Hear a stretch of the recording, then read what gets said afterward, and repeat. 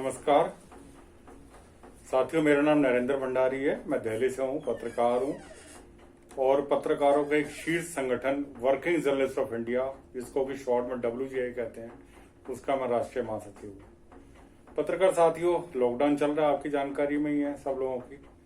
कुछ ना कुछ मुद्दे मैं मीडिया से रिलेटेड कुछ ना कुछ मुद्दे आप लोगों के बीच में उठा रहा हूँ, ताकि आप लोगों को असलियत पता लगे, फैक्ट्स पता लगे कि हम लोग कहाँ स्टैंड कर रहे हैं। बड़े लोग इन दिनों मैं देख रहा हूँ कि भाई फेसबुक पे इधर उधर से बड़ी लंबी लंबी बातें की जा रही है मीडिया के लिए, ये होना चाहिए वो होना चाहिए, पर साथियों हम लोगों को अपने फैक्ट्स भी देखने चाहिए कि हम लोग स्टैंड कहाँ कर रहे हैं, हम लोगों की आवाज कैसे उठाई जाए, क्या क्या करना चाहिए, क्या व्यूह रचना करें कि हमारी बातें आगे चलकर सुनी जाए। मैं साथियों एक क्वेश्चन भी आपसे कर रहा हूँ आज मैं। क्या आपको पता है कि पत्रकारों को पेंशन भी मिलती है? आपकी जानकारी में है? आप बताएंगे इसको? थोड़ा सा सोचिए, अपने मित्रों से सलाह कीजिए,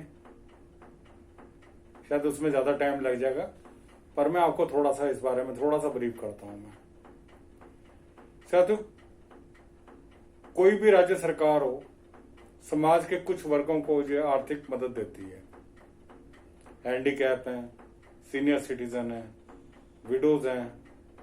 कोई सरकार 1,000 रुपये पर मंथ दे रही है उनको आर्थिक मदद, कोई 2,000 दे रही है, कोई 3,000 दे रही है, कोई 5,000 दे रही है। अभी शायद लॉकडाउन के चक्कर में 7,000 भी दिए हैं किसी सरकार ने। ये आर्थिक मदद हर महीने मिलती है और मिलनी भी चाहिए, इस वर्ग को तो मिलनी भी चाहिए, डिजर्व करते हैं ये। पर साथियों, क्या आपकी जानकारी में है कि भी पत्रकारों को भी पेंशन मिलनी चाहिए? मैं बताता हूं थोड़ा सा। ये पेंशन साथियों दो तरीके की है। एक पेंशन वो है जो कि प्रिंट मीडिया में जो साथी काम करते हैं और 10 साल तक किसी मीडिया संस्थान में नौकरी कर लेते हैं और जब 58 साल में वो रिटायर होते हैं तो उनको पेंशन मिलती है। जो PF डिपार्टमेंट है, प्रोविडेंट फंड डिपार्टमेंट है, वो उनको पेंशन देता है। जो 10 साल की जॉब कर लेता है किसी मीडिया संस्थान में, मैं प्रिंट मीडिया की बात कर रहा हूँ, मैं इलेक्ट्रॉनिक मीडिया के लिए तो कोई कानून ही नहीं है, पहले भी नहीं था। प्रिंट मीडिया के जो साथी 10 साल जॉब कर लेते हैं और लगातार जॉब करने के बाद जब 58 साल के हो जाते हैं रिटायर, क्योंकि रिटायरमेंट की उम्र जो है 58 साल है, जब 58 साल में तो उनको जो है पेंशन मिलती है प्रोविडेंट फंड डिपार्टमेंट से। आपको जानकारी में कि वो पेंशन कितनी मिलती होगी? बड़ा सवाल जो है, ये बहुत टेढ़ा सवाल है जिसका जवाब देते हुए मुझे शर्म महसूस हो रही है कि मैं आपको आम लोगों को बताऊं या ना बताऊं। मासिक पेंशन कितनी मिलती है PF डिपार्टमेंट से?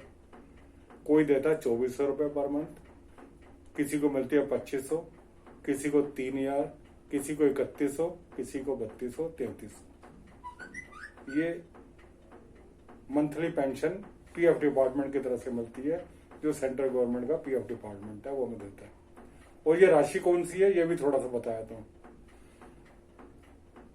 किसी भी मीडिया संस्थान में जब कोई जॉब करता है तो उसकी पेंशन की जो राशि है, जो PF है, PF हर जगह कटता ही है, उसका एक हिस्सा जो है पेंशन में चला जाता है, 540 रुपए। 540 रुपए अगर मैं कहीं जॉब कर रहा हूं तो मेरी सैलरी से हर महीने 540 रुपए कटेंगे पेंशन के, और वही राशि जो है उसकी कुछ राशि वहां चली जाती है पेंशन राशि में। PF में तो जाता ही है पैसा 540 रुपए का, पर कुछ राशि उसमें PF में उसमें चली जाती है पेंशन वाले में। जब वो मैं रिटायर हो जाता हूँ तो वो राशि जो है वो पर मंथ के हिसाब से मुझे मिलनी शुरू हो जाती है। एक ये पेंशन राशि है। साथ ही इसको लेकर काफी टाइम से विवाद चल रहा है कि पेंशन राशि सिर्फ 2,500, 3,000 यह मुझे मिलती है। दूसरे जो जिनको आर्थिक मदद मिल रही है सरकार से, फिर उनकी बेहतर स्थिति है। हम लोग तो कहीं स्टैंड ही नहीं कर रहे उस हिसाब से। तो सरकार से जो सेंट्रल गवर्नमेंट से जो हमें मिल रहा है ये वाली राशि, किसी को घर में किसी को बता भी दे रिटायरमेंट के बाद तो वो हैरान होते हैं, कितनी पेंशन मिलेगी आपको। सेंट्रल गवर्नमेंट से या स्टेट गवर्नमेंट से जब कोई रिटायर होता है तो उसको 1,000 रुपए की पेंशन हर महीने मिलती है, जिससे कि बड़ा अच्छा उसका जो आजीविका चल जाती है। हमें तो इतना कुछ मिलता ही नहीं है। क्या मिलेगा 2300, 2400, 2500, 3000 रुपये में पर मंथ मिले तो। साथियों, इसको लेकर भी जो है विवाद चल रहे हैं। कई ट्रेड यूनियनों ने इसको लेकर हाई कोर्ट मूव किया। हाई कोर्ट हिमाचल में भी गए पत्रकार हाई कोर्ट में। वहां भी हाई कोर्ट ने कहा कि नहीं, पेंशन राशि बहुत कम है, इतनी नहीं, प्रॉपर पेंशन मिलनी चाहिए। और वो आज तक वो फॉलो नहीं हुआ वो वाला केस। अलग अलग अभी ये मामला जो है अदालतों में विचाराधीन है। ये तो हो गई एक पेंशन वाला जो सिस्टम जो मैंने बताया। दूसरी पेंशन साथियों वो है जो कि राज्य सरकारें देती हैं, जिसको कि सहयोग राशि बोलते हैं। आर्थिक जैसे हैंडीकैप्स वगैरह को उनको विडोज को मिल रहा है, ऐसे सहयोग राशि है जो कि कई स्टेट गवर्नमेंट दे रही है इस समय पत्रकारों को।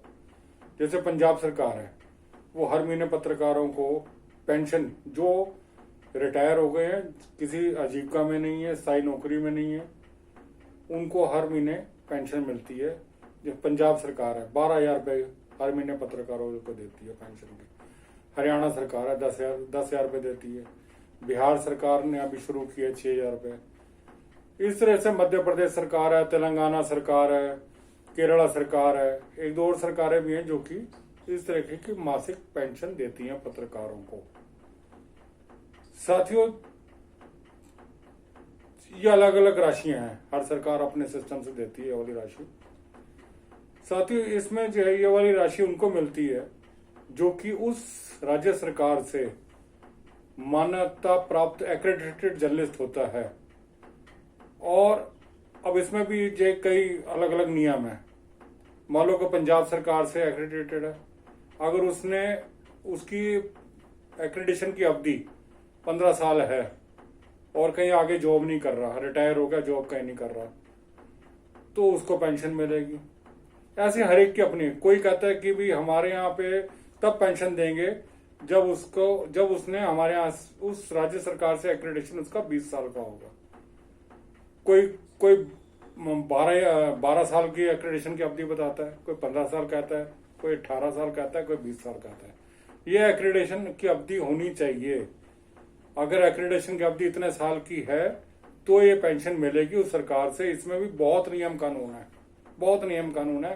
आप उठा के देख लीजिए, किसी भी जो भी सरकारें दे रही हैं उनके नियम कानून उठा के देख लीजिए। हरियाणा के नियम कानून उठा के देख लो, कितने लोग, पंजाब अभी बिहार सरकार ने अभी शुरू की है, कितने लोगों को मिली होगी पेंशन? 40 को, 50 पत्रकारों को, 60 पत्रकारों को। दिखा दे इससे ज्यादा किसी को पेंशन क्या होगा इतने से? क्या इतने रिटायर हो रहे हैं क्या? साथियों, इस बारे में सोचना पड़ेगा। ये लड़ाई अभी जो है लंबी लड़ाई है। इस बारे में आगे चलकर विचार करेंगे। हमारी यूनियन जो है वर्किंग जर्नलिस्ट ऑफ इंडिया भी इसको लेकर बड़ी गहराई से हम लोग स्टडी कर रहे हैं। इसको लेकर कहीं भी मूव करना होगा, किसी भी अदालत में जाना होगा, किसी भी सरकार के पास जाना होगा, हम लोग जाएंगे। पर आप लोग जो है, मैं आपकी जानकारी में ला रहा था ताकि पेंशन का मुद्दा जो है, आर्थिक अनुदान, आर्थिक सहयोग की राशि किस तरह आती है, ये आपकी जानकारी में आनी चाहिए। मैं चाहता हूँ कि आप भी हमें बताएं कि आपके यहाँ पर क्या हो रहा है, क्या होना चाहिए। हम लोग जो हैं 19 तारीख को दोपहर 2 बजे वीडियो कॉन्फ्रेंसिंग में आ रहे हैं। हमारी जो यूनियन के साथी हैं, यूनियन की तरफ से वीडियो कॉन्फ्रेंस 3 हो चुकी है, चौथी होनी है ये 19 अप्रैल को दोपहर 2 बजे। तो आप वीडियो कॉन्फ्रेंस से जुड़िए, अपने राज्यों की जो भी प्रॉब्लम्स है मीडिया से रिलेटेड वो हमसे शेयर कीजिए। आपका स्वागत है, आपका वेलकम है। साथियों, 1-2 चीजें मैं आपको आने वाले दिनों में और भी बताऊंगा। मीडिया से जुड़ी कई नई चीजें हैं। एक जानकारी और मैं डालना चाहता हूँ। देश में जब पहला जो है प्रेस कमीशन बना और उसके बाद एक्ट बना वर्किंग जर्नलिस्ट एक्ट, इन सारी चीजों को बनवाने में बाबा साहब अम्बेडकर का अहम रोल था। आप स्टडी करिएगा इस चीज को। बाबा साहब अम्बेडकर को कुछ लोग जो हैं एक सीमित दायरे के हिसाब से देखते हैं, मैंने देखा ये। लेकिन पत्रकारों से जुड़े मामलों में, प्रेस कमीशन बनवाने में, या ये जो वर्किंग जर्नलिस्ट एक्ट जो पहले बना था हमारे ऊपर, जिसको लेकर जो काफी वेज बोर्ड भी बने, उन सारी चीजों के पीछे जो हमारे प्रेरणा स्रोत थे बाबा साहब अम्बेडकर थे। हम उनको जो आज सलाम करते हैं, उनका जो है। पर आज दुख है कि आज वो हमारे बीच में नहीं है। और इस समय देश में उनके जैसा कोई राजनेता भी मुझे तो अभी तक तो कोई दिख नहीं रहा। जो कि पत्रकारों के बारे में इतना सोचे, मीडिया के बारे में सोचे। तो साथियों, उनका आशीर्वाद लें और हम लोग आगे बढ़ें। बाबा साहब अम्बेडकर की जय हो।